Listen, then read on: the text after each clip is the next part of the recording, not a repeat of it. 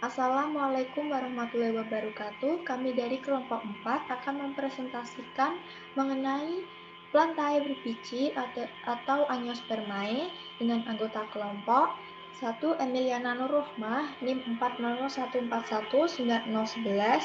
Kemudian Rizka Aulia Pratiwi, NIM 400141913.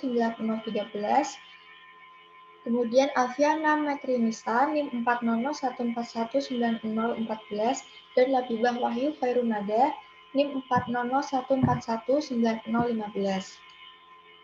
Angiospermae. Angiospermae itu berasal dari dua buah kata, yaitu angios yang berarti tertutup dan spermae yang berarti biji. Jadi, pengertian dari Angiospermae adalah tumbuhan yang menghasilkan biji tertutup. Angiospermae ini dibedakan menjadi dua, yaitu dikotil dan monokotil. Selain itu, Angiospermae juga mencakup semua tentang tumbuhan yang memiliki bunga dan juga menghasilkan biji tertutup di dalam sebuah karpel. Karpel merupakan daun yang dimodifikasi untuk membungkus benih, kemudian dapat berkembang menjadi buah. Nah, kemudian ciri-ciri Angiospermae. Ciri-ciri Angiospermae ini yang pertama, bakal bijinya berada di dalam megasporofil yang termodifikasi menjadi daun buah atau karpel sehingga serbuk sari harus menembus jaringan daun buah untuk mencapai bakal biji dan membuahi ovum. Yang kedua, pada umumnya daun dan buah berdaging tebal, misalnya pada mangga, jeruk, dan semangka. Kemudian daun buah berfungsi melindungi biji agar tidak kekeringan pada saat mengalami dormansi atau peristiwa di mana benih mengalami masa istirahat. Yang keempat, tubuh Angiospermae ini terdiri dari akar, batang, daun, dan bunga. Yang kelima, akarnya ada yang serabut dan ada yang tunggang. Kemudian ada batang yang berkambium dan ada pula yang tidak berkambium. Yang keenam, Angiospermae ini memiliki pembuluh silam yang diperkuat oleh serat dengan dinding sel tebal dan berlignin. Yang ketujuh, daunnya juga mempunyai beberapa tipe daun antara lain menyirip, menjari, dan lurus. Kemudian struktur tumbuhan Angiospermae. Untuk struktur tumbuhan Angiospermae ini dapat dibagi menjadi beberapa kelompok. Yang pertama yaitu mahkota bunga. Mahkota bunga ini helaian-helaian yang berukuran relatif besar dan berwarna mencolok. Terdiri dari helaian-helaian ini yang disebut sebagai petal. Kemudian yang kedua, kelopak bunga yang berwarna hijau dan berbentuk menyerupai daun. Kelopak ini memiliki fungsi untuk melindungi mahkota bunga pada saat masih kuncup. Kemudian yang ketiga, terdapat putik yang merupakan alat reproduksi betina pada bunga dan memiliki peran dalam menghasilkan bakal biji. Yang keempat yaitu benang sari, merupakan alat kelamin jantan pada bunga yang tersusun dari tangkai sari dan sebuah kantong kepala sari tempat serbuk sari dihasilkan. Kemudian jenis reproduksi Angiospermae. Reproduksi Angiospermae ini dilakukan secara vegetatif maupun generatif. Reproduksi vegetatif yaitu cara reproduksi tanpa melalui peleburan gamet jantan dan betina. Sifat dari reproduksi vegetatif adalah menghasilkan keturunan yang identik dengan induknya. Reproduksi vegetatif ini dibagi menjadi dua, yaitu vegetatif alami dan vegetatif buatan. Vegetatif alami yaitu tunas, rizoma, dan umbi akar. Tunas merupakan bakal individu baru yang muncul di batang di bagian bawah, contohnya pohon pisang. Kemudian rizoma, batang yang tumbuh mendatar di dalam tanah, contohnya jahe. Kemudian umbi akar, pembengkakan pada bagian akar karena perubahan fungsi dan sebagai cadangan makanan, contohnya wortel. Kemudian pada vegetatif buatan, cangkok yaitu mengelupas kulit tangkai dan dibalut dengan tanah serta dibungkus dengan sabut kelapa atau plastik. Yang kedua, merunduk, membenamkan tangkai tanaman ke tanah sehingga tumbuh akar. Kemudian stek, memotong suatu tanaman dan ditanam untuk menghasilkan individu baru.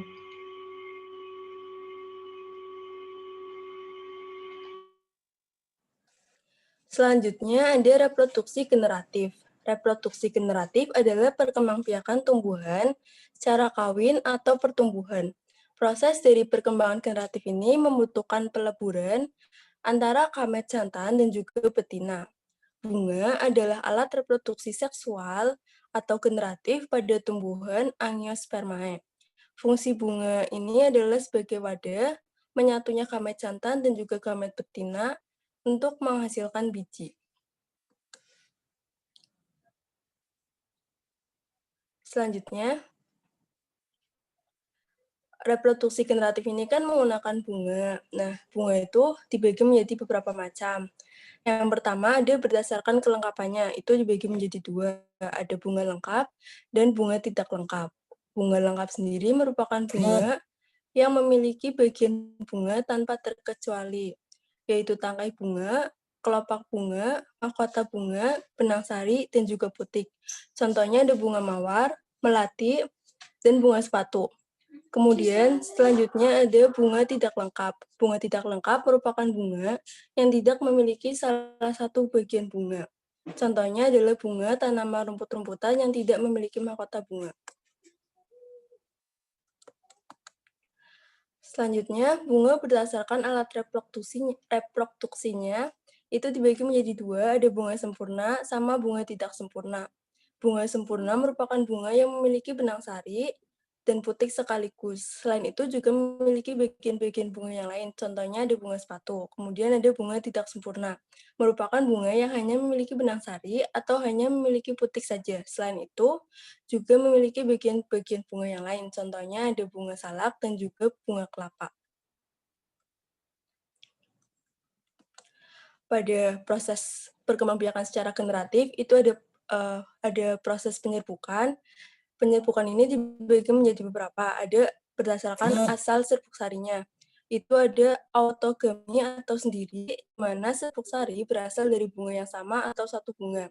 Kemudian ada geitonogami atau tetangga, di mana serbuk sari berasal dari bunga lain tetapi masih satu individu. Kemudian ada alogami atau silang, yaitu serbuk sari berasal dari individu lain tapi masih dalam satu jenis. Kemudian yang terakhir ada hibridasi atau bastar, yaitu serbuk sari berasal dari yang lain jenis. Sedangkan penyerbukan berdasarkan faktor yang membantu atau perantara itu juga dibagi menjadi beberapa. Ada anemogami, yaitu dibantu dengan angin. Kemudian ada hidrogami, dibantu dengan air. Kemudian ada antropogami, yaitu dibantu dengan manusia. Lalu yang terakhir ada zoidiogami, yaitu dibantu dengan hewan. Nah, penyerbukan yang dibantu hewan ini dibagi menjadi beberapa lagi. Ada chiropterogami, yaitu penyerbukan dibantu dengan kelelawar, cirinya bunganya mekar di malam hari. Kemudian ada entomogami, yaitu penyerbukan yang dibantu dengan serangga, contohnya itu bunga-bunga yang menghasilkan madu. Kemudian ada ornitogami, penyerbukannya dibantu oleh burung. Kemudian ada malakogami, dibantu dengan siput atau moluska.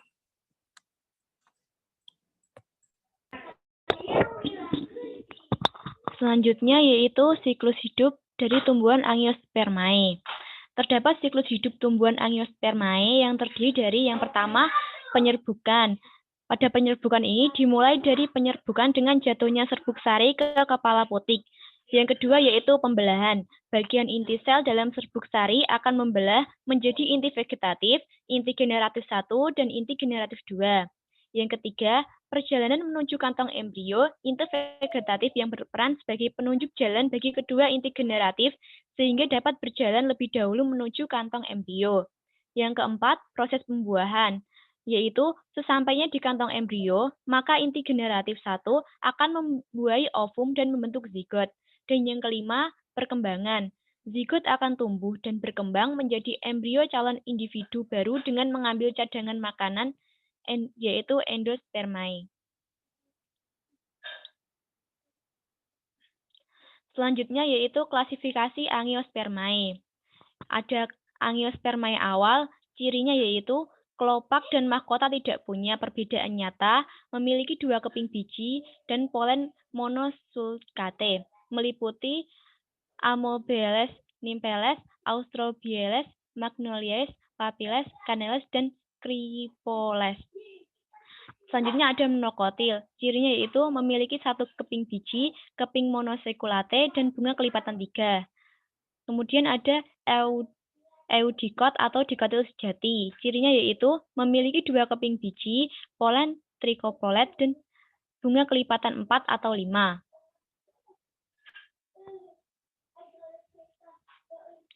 Selanjutnya ada klasifikasi monokotil dan dikotil. Yang pertama yaitu klasifikasi dikotil, yang terdiri dari Rotales, cirinya yaitu pohon atau semak, ada yang hidup di air. Contohnya yaitu Proteaceae, yaitu Protea sp, Nelumbonaceae, yaitu Nelumbo sp atau seroja air.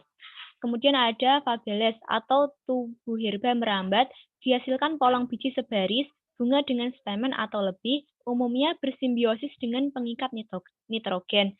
Contohnya ada Fabaceae atau Leguminaceae, yaitu kedelai, kacang tanah, ercis, kacang panjang, kara oncet, putri malu, dan bunga merak. Kemudian ada Rosales, cirinya yaitu berkayu, semak, beberapa punya duri, dan umumnya bunga biseksual. Contohnya yaitu Rosaceae, yaitu mawar, stroberi, pir, apel, aprikot, persik, plum, cherry, blackberry, dan rubus. Kemudian ada Moraceae, yaitu nangka, sukun, cempedak, dan tin.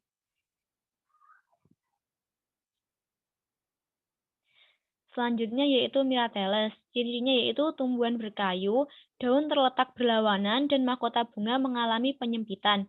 Contohnya yaitu Myrtaceae, yaitu eukaliptus, jambu air, jambu batu, kayu putih, jamblang, serta cengkeh. Lalu ada Litaceae, yaitu bunga bunggur, dan pacar kuku. Yang ketiga ada Nelumboceae, yaitu Nelumbo sp atau seroja air. Kemudian ada Marveles. Cirinya yaitu berupa semak atau pohon, daun dengan venesi atau percabangan tulang daun utama bercabang-cabang kecil. Kemudian bagian puncak tulang daun agak bengkak. Contohnya ada Malvaceae, yaitu kapas, waru, kembang sepatu, kakao, kapu, dan baobab. Selanjutnya ada Cucurbitales. Cirinya yaitu semak atau pohon atau merambat, bunga uniseksual, kelopak bunga meruncing, penyerbukan oleh serangga atau angin. Contohnya ada Cucurbitaceae, yaitu timun, labu, melon, dan semangka.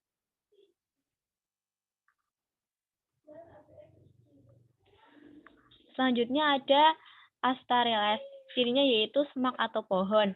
Benang sari unik yaitu umumnya membentuk agregat di dekat tangkai, putik, atau bersatu membentuk struktur tabung. Secara umum, anggota ordo ini tersebar di habitat yang lembab, sedang, dan subtropis.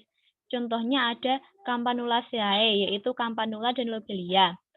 Terus ada Astaceae, yaitu aster, bunga matahari, dahlia, seruni, selada sayur, dan marigold. Selanjutnya ada Aquafoliales. Cirinya yaitu semak atau pohon, pinggir daunnya bergerigi. Contohnya yaitu Aquafolaceae, yaitu Holly Eropa dan Holly Amerika. Litaceae, yaitu bunga bunggur atau pacar kuku. Yang terakhir yaitu ada Solanelles. Cirinya yaitu herba atau semak atau pohon atau tumbuhan merambat. Ovarium berisi 2 karpel yang menyatu, buahnya berupa beri atau kapsul. Contohnya ada Convolvuluceae, yaitu kangkung, tali putri, dan ubi jalar. Dan ada Solaceae, yaitu kentang, tomat, terang, cabai, ciplukan, kecubung, bunga trompet, dan pepino.